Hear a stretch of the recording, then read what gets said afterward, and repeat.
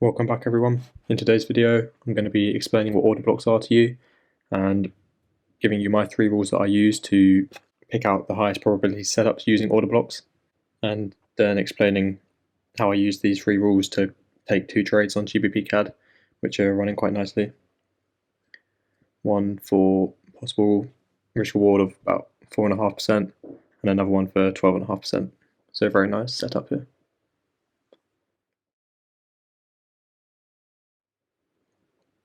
Okay, so before I get into my rules, I'll just explain what an order block is.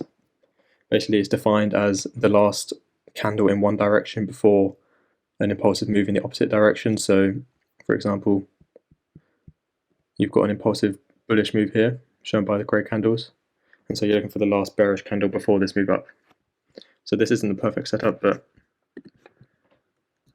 you could call this area an order block. So you go from the high of the wick for a bullish order block. It's the last bearish candle. You go from the high of that wick to the low of the next wick of the bullish candle going up, if that makes sense. Sometimes the bearish wick will be lower, so you go from there. For example, if it was like down there, you just go from the lowest point. And then for a bearish order block, for example, impulsive move down here, you go to the last bullish candle, and it would be this area here. I call them supply zone for bearish and demand zone for bullish. There's loads of different names for everything, but that's how I label it. You can call it what you want. Some people don't like using the term order blocks because it makes you seem like you're trading like the banks, but you're not. It's still retail theory, but just with a bit of institutional theory in it. And the idea behind it is that what causes massive push up is a lot of buy orders in this area. And so when price comes back to here, all those buy orders will be filled and price will shoot up again. Okay, so that's basically what order blocks are. If you've got any more questions, just leave a comment or DM me on Instagram and I can help you out. But I'll delete these and get onto the rules. So my 3 order block rules are these. First one is that the order block should have taken out previous liquidity.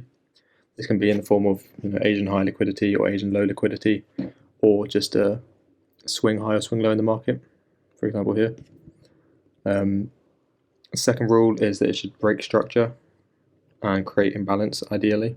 I'll be going through the example and how these rules are met, and I'll also be creating a video on imbalance if you're not too sure about that. And then the third rule is that while retracing back to the order block, price should create inducement by creating liquidity.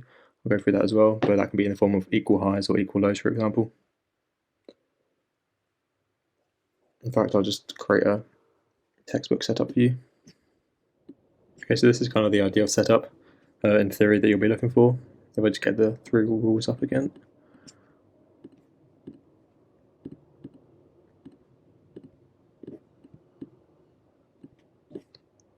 Put them there. So first rule is that the order block should have taken out previous liquidity. As you can see, there's a low here. There's going to be liquidity resting below that, and it gets taken out by the demand zone that's left, shown by the line, and the X is what I use. Second rule is that it should break structure, which is shown there. You've got bearish structure here going downwards, and then it changes. You can watch my video on change of character and break of structure if you're not too sure on that. That's break of structure, and it left behind some imbalance, as you can see by the strong impulsive move up.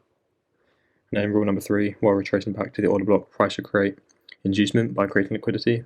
And for this example, I'm using equal lows. So you can see there's going to be liquidity resting below here from retail traders, which gets taken out, taps into the demand zone, the order block, and then takes off. So this is kind of what you're looking for, and I'll show you in the live markets how I used it now. Okay, so for the first setup on GBP CAD that I took, I was on the hour time frame, and I saw this swing high that was taken out by this candle here, and so I was aware that, and then I saw that the strong move down, so I was aware there was a lot of sell orders here. Now this was quite a hard setup to see because the rules say last bullish candle before the bearish move, but if you've got a lot of consolidation, it's you can use the whole area as where there might be lots of orders. So you get a smaller risk reward going for here, but you'll get tapped into more trades and you have a higher win rate. So that's what I do.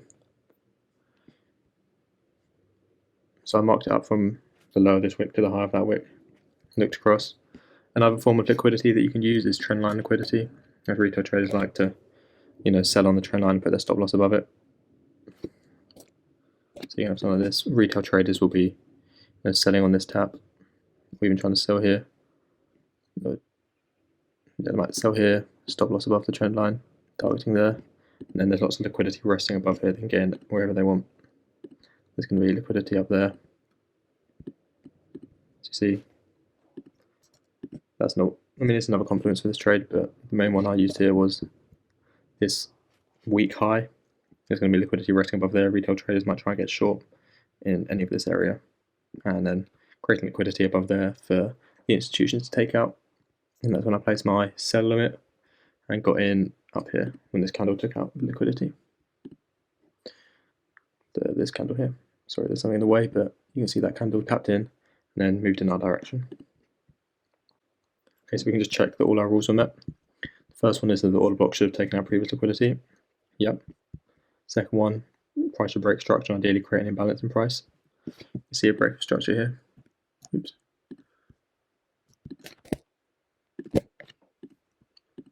Yep, and imbalance, strong move down.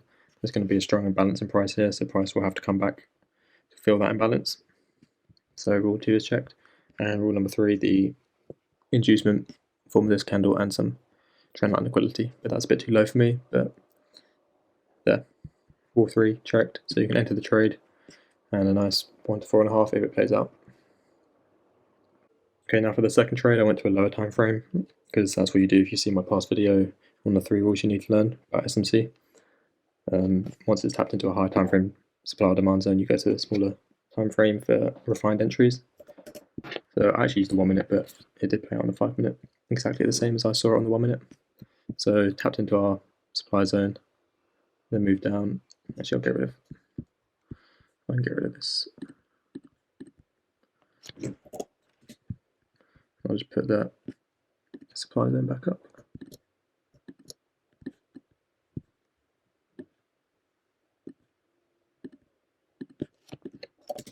So tapped into our supply zone, had a move down, and then you got lower low, lower high, lower low, lower high, lower low.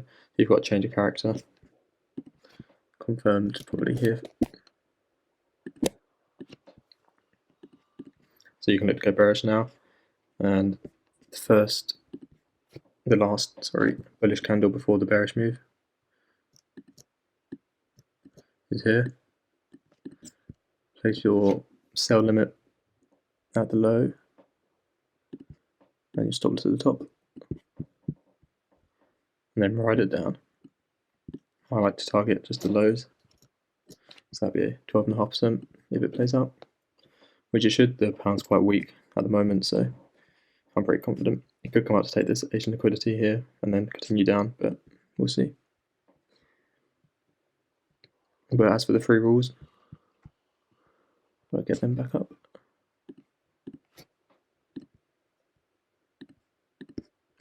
First rule is that it should have taken out previous liquidity, which it did here. The weak high that I mentioned earlier was taken out. So rule number 1's ticked. Rule number 2 should break structure and ideally create an imbalance. Broke structure in the form of change of character. That's valid. And then left a bit of imbalance, not much, but that's not a strict rule you have to follow. That's more just added confluence, and there's many applicable to the higher time frames as they'll cause the imbalance. Here's another example of imbalance, just in case you're not too sure what it is. It'd be this area here. Goes from wick to wick. Go across from there. But yeah, so rule number 2 is ticked, and rule number 3, price should create liquidity when retracing back. Again, got a high here, going across, liquidity there, bit of trend line liquidity. So rule number 3 is ticked as well, so you can get into this trade. Only get into the trade if all rules are met. Otherwise, you will get a low win rate, and you'll be annoyed at yourself when they don't play out. If you follow these 3 rules, then you shouldn't have a problem trading order blocks, but if you do, and you're losing trades, then just send me a picture of the trade that lost and I can try and help you out as to why it lost. Obviously they won't all win, so you do need to be prepared for losses, but the ones that do win will pay for the ones that don't win. If you do want to also see how I use this strategy live, then you can join the Discord. I post my setups in there, and so you can get in as well and earn money while you're learning how to trade, which is always nice. Before I end the video, I think there is also a re-entry that you could get on the 45-minute. If I just delete everything, I'll just delete this and that here. This area here, you know, last bullish candle before a strong move down, ticks all the rules. There's an Asian high liquidity. So I might actually send this to the Discord group if it creates liquidity on the way back up. But this would be a nice re-entry that you could definitely get in on. Targeting first these lows here for 1 to 4, and then these lows for a 1 to 6. So yeah, if you see this video in time, you can definitely get in this trade. If you want to know if I'm getting into it, then join the Discord, but I'm going to leave it there for today. Hope you enjoyed, and if you've learned anything, then please leave a like and subscribe for more.